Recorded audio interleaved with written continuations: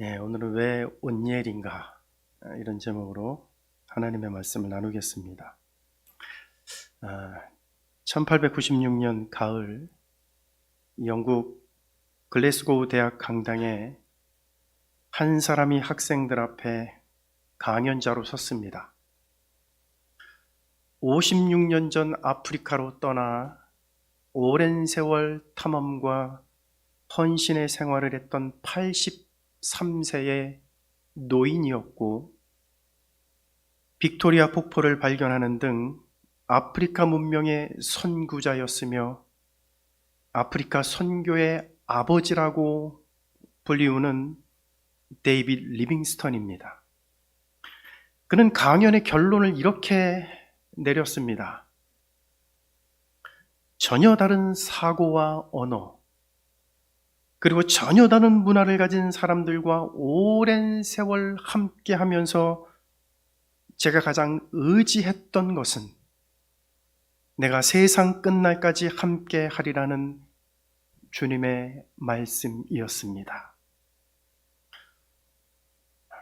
리빙스턴은 이 말씀을 붙들고 한평생 아프리카에서 선교사로 헌신하며 주님과 동행하는 삶을 살았습니다. 오늘 여러분들은 주님 말씀 붙들고 하나님과 동행하고 계십니까? 여러분, 동행이라는 말 많이 들어보셨죠? 동행이라고 하는 말을 히브리어로 할라크라고 말합니다. 할라크. 영어로는 walk with God이라고 하는 말이에요. walk with God. 하나님과 함께 걷는다. 이런 말이에요. 저는 오늘 여러분들의 직장과 가정과 삶의 거리에서 하나님과 함께 걸으시기를 주의 이름으로 축원합니다. 여러분, 오늘 말씀에 보면 하나님과 동행하는 일에 실패한 이스라엘을 보게 됩니다. 그렇다면 여러분, 하나님과 동행하는 일에 실패한 이스라엘에게 하나님은 어떤 징계를 내렸을까요? 그리고 그들을 구원하기 위해 하나님은 한 사람 온니엘을 사사로 세우셨는데 왜 온니엘일까요? 자, 먼저 하나님은 하나님과 동행하는 일에 실패한 이스라엘을 징계하기 위해 그들을 구산 리사다임에게 팔아 넘겼습니다. 여러분, 7절 말씀을 한번 다 같이 한번 읽어볼게요. 시작. 이스라엘 자손이 여호와의 목전에 악을 행하여 자기들의 하나님 여호와를 잊어버리고 아세단을 섬긴지라. 여러분, 여기 보면 이스라엘 자손이 여호와의 목전에 악을 행하여 여호와 하나님을 잊어버리고 바알들과 아세라들을 섬겼다고 말합니다. 여러분, 그동안 우리가 바알과 아세라라는 얘기를 참 많이 들어왔습니다. 특별히 이 사사기를 얘기하면서, 이 사사기 말씀을 전하면서 매주마다 바알과 아세라 얘기를 했어요. 여러분, 앞으로도 우리가 구약을 볼 때마다 바알과 아세라 얘기는요, 끊임없이 나올 겁니다. 여러분, 바알과 아세라 궁금하지 않습니까? 어떻게 생겼을까요? 혹시 여러분 기억나십니까? 바알과 아세라가 어떻게 생겼는지? 여러분, 이 바알과 아세라가 어떻게 생겼냐면 그 통나무 있죠? 통나무로 깎아 만든 조각품입니다. 이 아주 통나무로 된 걸 갖다가 이 통째로다가 깎아서 만든 기둥 형태의 이 조각품이에요. 이 뭐하고 비슷하게 생겼냐면요, 여러분, 우리나라 옛날에 그 시골에 가면 마을 입구에 장승이라고 서 있었습니다. 옛날에, 그죠? 그리고 우리가 이 관광지 같은 데 가면 사찰 이런 데 가면 그 입구에 보면은 그 장승 비슷한 게 서 있단 말이에요. 그래서 장승 두 개가 딱 서 있는데 하나는 천하대장군 딱 서 있고 또 하나는 지하여장군 이렇게 써 있잖아요. 기억나십니까? 옛날 어른들은 다 아마 기억날 겁니다. 꼭 여러분, 바알과 아세라가 우리나라의 장승 비슷한 느낌으로 그렇게 조각되어 있는 거예요. 근데 여러분, 아세라의 모습은 더 황당합니다. 여러분, 아세라는요, 작은 키에 배가, 이 만삭인 배가 뿔룩 이렇게 나온 임신한 모습을 한 그 조각이 바로 아세라예요.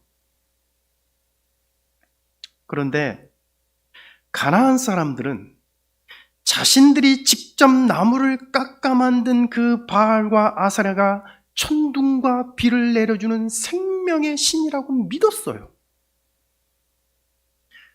여러분, 이런 인간들의 모습을 보면 너무나 어이없다는 생각이 들지 않습니까?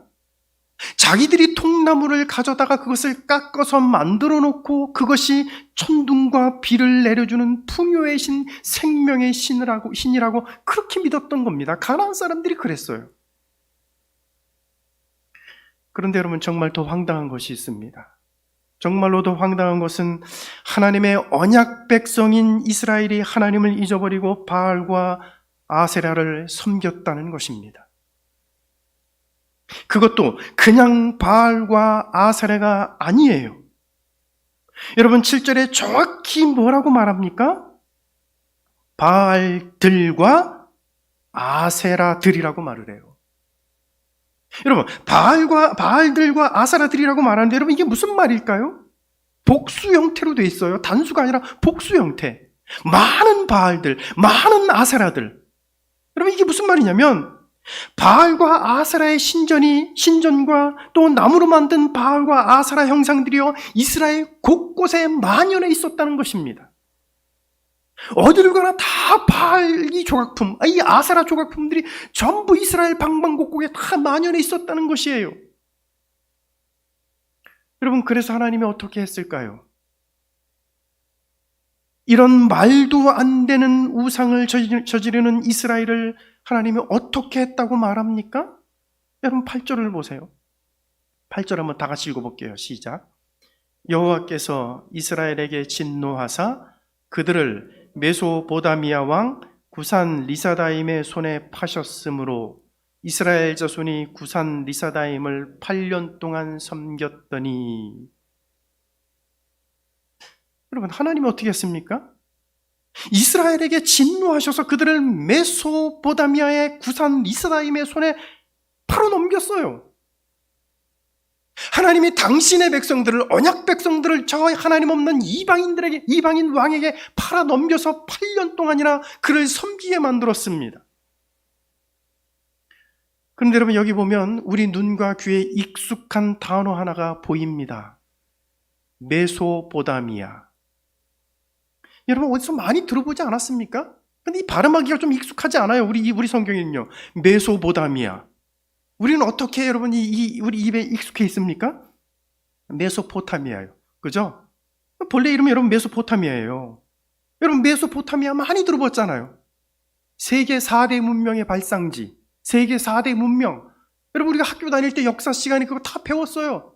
이집트 문명, 인더스 문명, 황하 문명, 그리고 메소포타미아 문명이요. 그 중에 가장 오래된 최초의 문명의 발상지가 메소포타미아 문명이에요. 그런데 여러분, 이게 성경에 나온단 말이에요. 그런데 여러분, 이 메소포타미아라고 하는 말은요, 메소라고 하는 말과 포타모스라고 하는 말을 붙여놓은 말입니다. 그래서 이걸 두 개를 붙여가지고 메소포타미아라고 불렀어요. 무슨 말이냐면, 여러분, 메소라고 하는 말은요, 뭐뭐 사이에 있는 또는 뭐뭐 사이에 있는 땅, 이런 말이에요. 포타모스라고 하는 말은요, 두 개의 강. 여러분, 합쳐놓으면 무슨 말입니까? 메소포타미아라는 말은 무슨 말이에요? 두 개의 강 사이에 있는 땅. 근데 여러분, 두 개의 강이 어디냐면 유프라테스 강과 티그리스 강을 얘기하는 거예요. 이 유프라테스 강과 티그리스 강 사이에 있는 그 땅, 그 지역, 거기가 메소포타미아예요. 그런데 이 두 개의 강 사이에 있는 그 땅을 통치하는 사람이 누구라고 말합니까? 구산 리사다임이에요. 이 사람이 이 사람이 그 유프라테스 강과 티그리스 강 그 사이에 있는 그 지역을 관할하고 통치했던 왕이었습니다. 그런데 여러분, 이 구산 리사다임이라고 하는 이 왕의 이름이 특이해요. 리사다임이라고 하는 말은요, 두 배로 악한 이런 말이에요. 두 배나 악한. 보통 악한 것들보다 훨씬 더 악한, 2배나 악한, 이중으로 악한 그런 말이요, 리사다임이라고 하는 말입니다. 그러면 그 구산 리사다임이라는 말이 무슨 말입니까? 2배로 악한 왕 구산, 2배로 악한 자 구산. 근데 여러분 생각해 보세요. 세상에 자기 자식을 낳고 자기 자식에게 이런 이름을 붙여주는 그런 부모 있습니까? 어떤 사람이 여러분 자기가 자식을 낳고 자기 자식에게 2배로 악한 구산 이렇게 이름을 지어줍니까? 2배로 악한 구산아 학교 다녀왔냐? 2배로 악한 구산아 오늘은 밥 먹었니? 2배로 악한 구산아 오늘은 어디 아픈 데 없니? 여러분 이렇게 이름 붙여주는 부모는 없어요. 그래서 구약학자들은 이 사람의 이름은 구산이고 뒤에 붙은 리사다임은 이 사람이 너무나 악하기 때문에 붙여준 별명, 닉네임이라고 그렇게 말을 해요. 여러분 옛날에 우리나라에서 이 아들을 낳으려고 자식을 낳다 보니까 자식을요, 딸을요 9명, 10명 낳던 그런 가정이 있었어요. 제가 예전에 가르쳤던 학생 중에도 그런 아이가 하나 있더라고요. 아들을 낳기 위해서 여러분 계속 자식을 낳다 보니까 딸을 낳다 보니까 이게 나중에 9명, 10명이 돼요. 그러다 나중에 한 10명쯤 돼가지고 더 이상 자식을 낳지 않으려고 마지막 딸의 이름을 뭐라고 지냐면 끈녀. 그죠? 그리고 더 이상 이제는 자식을 낳지 않겠다. 아들을 낳으려고 했는데 10명까지 낳는데 이 딸이에요. 그래서 마지막 이 딸의 이름을 더 이상 안나 그래갖고 이름을 안나라고 줬어요. 제가 예전에 가르치던 학생 이름이 안나, 김안나라고 있었어요. 저는 그 내막도 모르고 그냥 물어봤어요. 야, 네 엄마가 너를 낳다가 더 이상 안 낳으려고, 아들 낳다가 안 낳으려고 그냥 안나라고 진 거 아니냐 그랬더니 그걸 어떻게 하세요? 그러더라고요. 위에 언니가 9명이 있어요. 그러더라고요. 그래서 안나라고 이름을 줬다는 거예요. 옛날에 그런 가정들이 있었단 말이에요. 여러분 부모님이요, 자기 자식을 끈녀, 안나 이렇게 이름을 지는 경우는 있어도 2배나 악한 구산 이렇게는 안 진단 말이죠. 네? 여러분 이 진짜 이름은 구산이고 리사다임은 별명이었습니다. 이 사람이 너무나 악해서 너무너무 악을 저지르는 너무너무 악한 왕이기에 이 사람의 이름을 구산 리사다임이라고 불렀습니다. 어쨌든 여러분, 하나님을 버리고 바알과 아세라 우상을 섬긴 이스라엘에게 진노하셔서 하나님은 당신의 백성 이스라엘을 2배나 악한 왕 구산 리사다임에게 팔아 넘겼습니다. 여러분 히브리 사람들은 그래서 그 땅을 가리켜 유프라테스 강과 티그리스 강 그 지역을 통치하는 2배나 악한 왕 구산 리사다임이 이 통치했던 그 땅을 가리켜 아람 나하라임 이렇게 불렀어요. 아람 나하라임. 영어 성경도 보면 똑같이 아람 나하라임 그렇게 번역을 했더라고요. 여러분 히브리 사람들은 그 땅을 그렇게 불렀습니다. 여러분 혹시 기억납니까? 지난번에 여러분 사사기 2장의 말씀을 전하면서 이스라엘이 가나안에 들어가 하나님을 잊어버리고 바알과 아세라를 섬긴 이유가 있었다고 말을 했습니다. 한 번도 농사를 접은 적이 없었던 이스라엘 백성들은 가나안 사람들처럼 풍성한 수확을 얻고 싶어 했습니다. 그들도 바알과 아세라를 섬겼던 거예요. 그들도 그래서 바알과 아세라를 섬긴 거예요. 저 가나안 사람들이 바알과 아세라를 섬겼더니 저렇게 풍성한 수확을 얻는다고 생각하고 자신들도 그래서 바알과 아세라를 섬겼던 것입니다. 그러니까 여러분 좀 더 풍성한 삶을 살아보겠다고, 우리도 그들처럼 농사를 짓고 풍성한 수확을 거두어 보겠다고 숭배했던 것이 바로 바알과 아세라였던 것입니다. 그런데 여러분 좀 더 나은 삶을 살아보겠다고 하나님을 버린 이스라엘이 받은 벌이 무엇입니까? 2배나 악한 왕 구산 리사다임에 의해 더 큰 고통을 받았다는 것입니다. 여러분 간혹 이런 생각이 들 때가 있지 않습니까?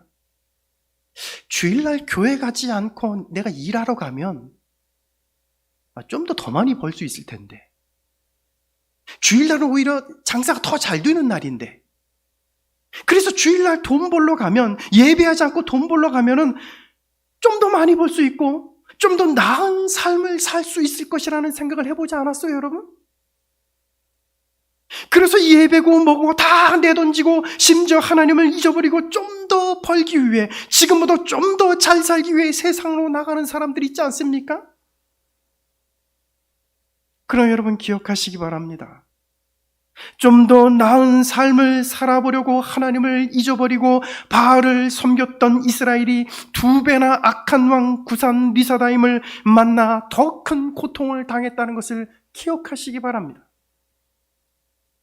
우리가 좀 더 나은 삶을 살아보겠다고 하나님을 떠나 세상으로 나아간다면 우리는 더 큰 고통 가운데 빠지게 될 것입니다.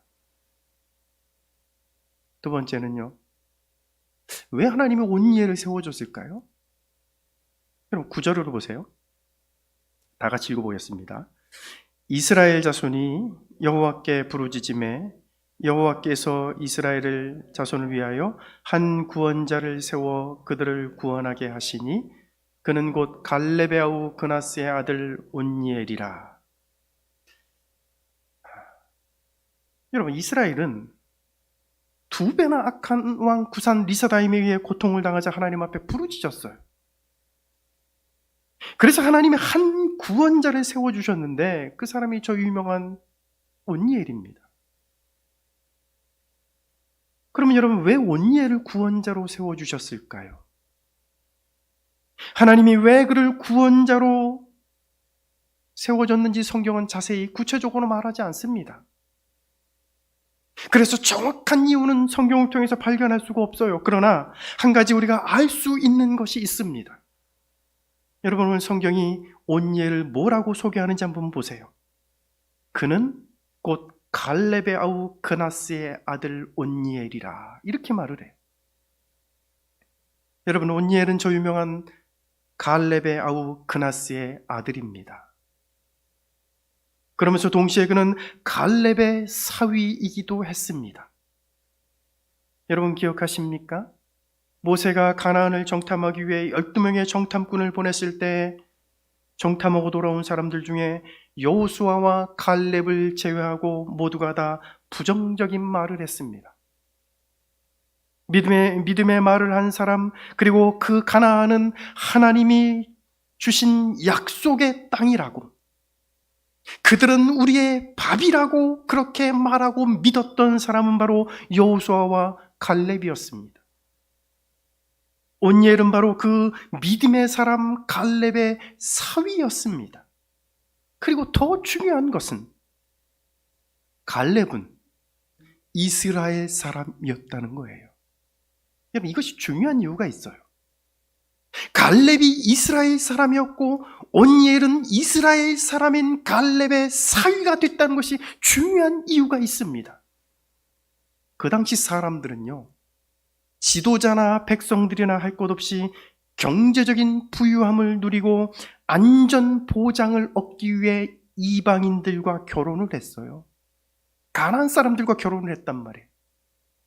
가나안 사람들과 손을 잡고 그들의 딸을 우리의 며느리로 삼고 그들의 딸을 아내로 삼고 내 자식을 그들에게 보내는 이 통혼, 그렇게 할 때 그 당시에 가나안 사람들의 땅을 내 땅으로 삼을 수 있었습니다. 그리고 그들과 직접적으로 전쟁을 하지 않고 그들과 화평을 유지하며 서로 안전을 보장받을 수가 있었어요. 그래서 그 당시 사람들은요, 경제적인 부유함을 누리고 안전 보장을 얻기 위해서 그들과 결혼하고 그들이 섬기는 우상을 숭배하는 것이 그 당시의 유행이었고 하나의 트렌드였습니다. 그렇게 모두가 이방인과 결혼하고 모두가 그들과 손을 잡을 때 온니엘은 그것을 선택하지 않았던 사람이었습니다. 그는 자기의 이름값을 했던 사람이었어요. 여러분 온니엘의 이름이, 온니엘이라고 하는 이름이 무슨 뜻을 갖고 있습니까? 하나님이 나의 힘이시다. 하나님이 나의 힘이시다. 치열한 정복전쟁을 하면서도 하나님 없는 이방 여인들과 결혼을 하며 우상을 떠받들며 살던 시대에 모두가 다 그렇게 그 땅의 사람들이 섬기던 신들을 따랐던 그 시대에 온니엘은 하나님을 자신의 힘으로 삼고 살았던 사람이었습니다. 주위에 있는 사람들이 다 바알과 아세라가 우리들의 미래이며 우리들의 힘이라고 떠받들 때 하나님만이 나의 힘이라고 당당히 외쳤던 사람이 바로 온니엘이었습니다. 여러분, 어떤 구약학자는 이렇게 말합니다. 하나님의 영이 아무에게나 복권 당첨되듯이 임하는 것이 아니라 온니엘처럼 하나님을 자신의 힘으로 삼는 사람, 또 하나님을 자신의 힘으로 삼으며 살겠다고 고백하는 사람에게 임하는 것이라고 어떤 구약학자는 그렇게 말을 했어요. 여러분, 왜 하나님이 온니엘을 이스라엘을 구원할 사사로 선택하신 것일까요? 그것은 온니엘이 그 시대 사람들의 유행과 트렌드를 따르지 않고 오직 하나님을 자신의 힘으로 삼으며 살았기 때문입니다. 하나님은 이런 사람을 불러 이스라엘 민족을 구원할 사사로 임명했던 것입니다. 그렇다면 여러분, 오늘 우리는 어떻습니까? 하나님을 나의 힘으로 삼으며 하나님을 나의 힘으로 그렇게 믿고 있습니까, 여러분? 돈을 힘으로 삼고 높은 자리 한 자리 차지해서 거기서 누리는 그 권력을 힘으로 삼으려 하지 않습니까, 여러분? 모두가 다 그렇게 살며 모두가 다 그렇게 살 때 우리는 온니엘처럼 하나님을 우리의 힘으로 삼아야 합니다. 이것이 그리스도인이 추구해야 할 삶의 태도예요. 다른 사람들은 다 그렇게 산다 할지라도, 세상 사람들은 다 돈을 힘으로 삼고 권력을 힘으로 삼고 높은 자리를 힘으로 삼는 그때 우리는 여호와 하나님을 우리의 힘으로 삼으며 살아야 합니다. 세 번째는요, 한 사람은 온니엘 때문에 40년간 평안을 누렸습니다. 10절 11절 다 같이 한번 읽어보겠습니다. 여호와의 영이 그에게 임하셨으므로 그가 이스라엘의 사사가 되어 나가서 싸울 때에 여호와께서 메소포타미아 왕 구산 리사다임을 그의 손에 넘겨주심에 온니엘의 손이 구산 리사다임을 이기니라. 그 땅이 평온한 지 40년에 그나스의 아들 온니엘이 죽었더라. 아멘. 여러분, 여기 보면 온니엘이 구산 리사다임을 이긴 후에 그 땅이 40년 동안 평안했다는 말이 나옵니다. 그러니까 이스라엘은 온니엘 한 사람 때문에 40년 동안 하나님을 섬기며 평안을 누리며 살았다는 거예요. 여러분, 여기서 말하는 이 평안이요, 온니엘 한 사람 때문에 이스라엘은 이 한 세대 40년 동안이나 평안을 누리고 살았는데 그 평안이라고 하는 말이요, 우리가 잘 아는 히브리어로 샬롬이라고 하는 말이요. 여러분, 이 샬롬이라고 하는 이 단어는 돈이 많아서 근심 걱정 없는 상태를 말하는 것이 아닙니다. 가진 것이 많아서 마음이 든든하고 그래서 평안하다는 것이 아니에요. 여러분, 사사기에서 말하는 이 샬롬이라는 말은 하나님이 우리를 괴롭히는 대적들을 이기게 하시고 물리쳐 주셨기 때문에 오는 그 평안, 그것이 샬롬이에요. 사사기는 우리가 하나님만을 섬기면 샬롬을 누리지만 하나님이 아닌 다른 것들을 섬긴다면 샬롬이 없는 상태, 엔 샬롬의 나락으로 떨어지게 됨을 보여줍니다. 평화를 누리고 싶다면 하나님만을 섬기라는 거예요. 그리고 이스라엘이 40년 동안 샬롬의 평안을 누리는데 결정적인 역할을 했던 데에는 영적인 지도자 온니엘이라고 하는 사람이 있었습니다. 그가 살아있는 40년 동안에는 샬롬의 은혜를 누렸지만 그가 죽자 이스라엘은 또다시 영적인 타락의 길을 걷기 시작했고 외세의 침략으로 고통의 눈물을 흘리게 됩니다. 그러니까 온니엘이라고 하는 한 사람의 삶과 죽음이 한 시대의 명암을 바꾸어 놓은 것입니다. 그 한 사람의 삶과 죽음이 한 시대의 명암을 바꾸어 놓았어요. 그런 의미에서 그는 이스라엘에 있어서 꼭 필요했던 사람이었습니다. 그렇다면 여러분, 오늘 여러분들은 어떤 사람들입니까?